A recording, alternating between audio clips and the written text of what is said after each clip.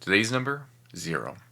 That's how much the remaining inventory on my TCGplayer store cost me after just 1 week. 0. The inventory paid for itself. Everything from here on out is pure profit on that lot. Today I'm going to break down exactly how 4% of my inventory just paid for the other 96%, and then I want to close on something personal. Before I get to that, my name is Ryan, and I started a TCG business with over $1 million in debt. I'm here to turn cardboard into cash and move from dire straits into distro. Every day I go over the ups and downs of growing a TCG business and what I accomplished on the previous day. If watching someone grow their business in this space sounds interesting to you, hit the subscribe button to follow along. There were a total of 30 orders this week, $672 in gross sales, $106 in fees for about 15.8%. We had $44 in shipping and production costs. Net profit was $503 on a lot that cost me $450. Net margin was 75%. That's one hell of a week. Now, here's what that actually means. 1,259 cards were pulled for an average order value of $22.42. 42 cards per order seems like a lot, especially when you got to figure out how to package that in a PWE. Net per card value was 42 cents, above what is now TCG Direct minimum pricing, which is amazing. The top 4 line items accounted for 740 cards, 59% of all cards pulled. Knowing which cards move and the operation gets very efficient very fast.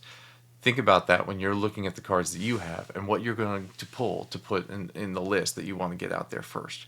Now, overall, 27,000 cards remain that are now fully paid for by the sales of just 4% of the original inventory in 1 week. That is the machine operating at max efficiency, frankly.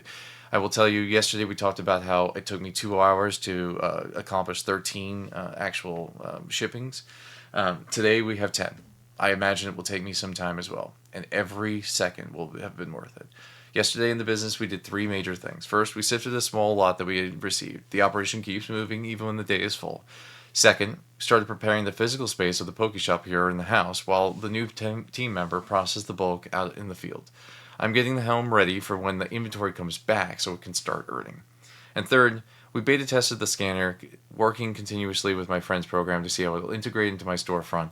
That integration is coming together, and one of the key things that we found was that the LASIK Innovation autoloader that I purchased months in advance so that I could load 1,000 cards in one lot can actually be broken out so that while I don't have to physically do anything more than load the cards in, it will give me lots of 100 so that I can take that scan lot and the chaos sort and put that physically in its new location in batches.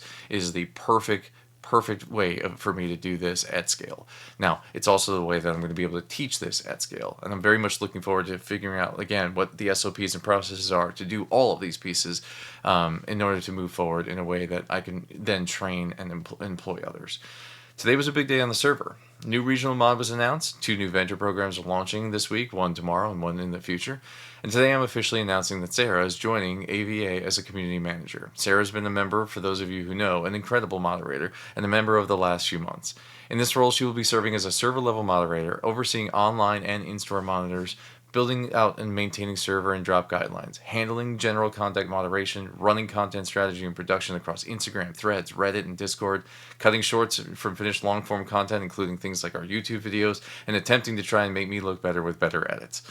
Cross-promoting across all channels and leading marketing concepts, design, copy, thumbnails, and thought leadership. Deliberately broad because Sarah brings that kind of range. She reached out to me with a plan, and I said yes. I'm looking forward to seeing what she does with it and working with her together for many months to come. This week, exciting new release on the online storefront and eBay account, but more on that very soon once I get to align with Sarah and what we have planned from my marketing strategy. Before I go to that, I need a moment. A week ago, I mentioned how important it is to say I love you to anyone who needs to hear it. I knew last week that it was likely near the end of my grandmother's life. She lived a long and bountiful life. She leaves behind 3 children, 9 grandchildren, and 11 great-grandchildren. I will remember her when I see light shine through stained glass, when I smell lavender, and as my daughter sings songs from Beauty and the Beast, because Grandma was Mrs. Potts. I will think of her when I watch Mary Poppins with my daughter, attend Mass, or someone is passing around a glass of champagne. And Jane lived her life well. All she left behind knew she loved them, and she felt the feelings in return. I take grace in knowing she met both of my children, that she got to see her lost son's namesake passed down to my own, and hold a baby that carried her same son's name nearly 60 years later.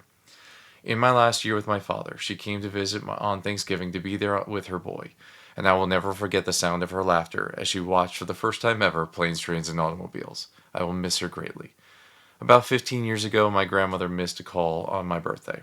Our birthdays were about a week apart, and when I called on her, she was absolutely mortified.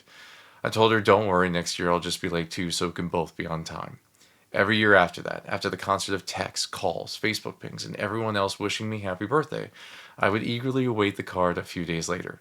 The call a day or so after that. It became a game. How long would we wait this year? When would she call? And always, I hear it's your birthday today. And we would just treat it like it was. What started out as a joke became a tradition. What became a tradition became a thing I look forward to most. Because somehow, that late call was how I capped off my birthday each year. This year, that call isn't coming. But one day, many years from now, when all the late calls add up, I hope to see her again and say, I hear it's your birthday today. I've missed you, old lady. Find the joy in all of those you love. I will see you next time.